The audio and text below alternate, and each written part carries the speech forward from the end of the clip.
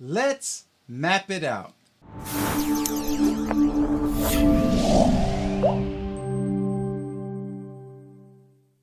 Welcome to the Rhythm Studio, where we're talking percussion, music production, and music technology. I'm Warren Henry. If you haven't done so already, please hit the subscribe button and the alert bell so that you can be notified when we release new videos. That said, let's get into it. We're getting closer to hooking up equipment to our Patchbay. But prior to that, it's a good idea to create a legend on a spreadsheet. This legend gives a visual reference of your setup and allows easy changes in the future. So let's get started.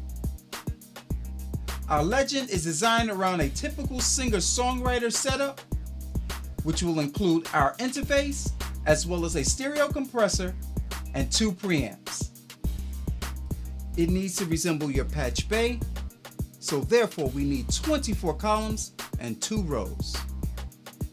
Remember, the top row in our Patchbay is dedicated to sends, or outputs.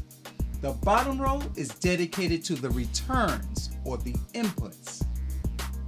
Typically, preamp outputs are connected directly to interface inputs. This allows for easy access during recording. Both of our preamps have switchable inserts, so we will dedicate each to a channel on our compressor. And finally, the extra set of outputs on our interface will be connected for added functionality.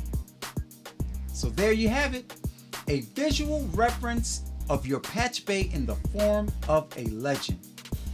In the next video, we will finally hook it all together.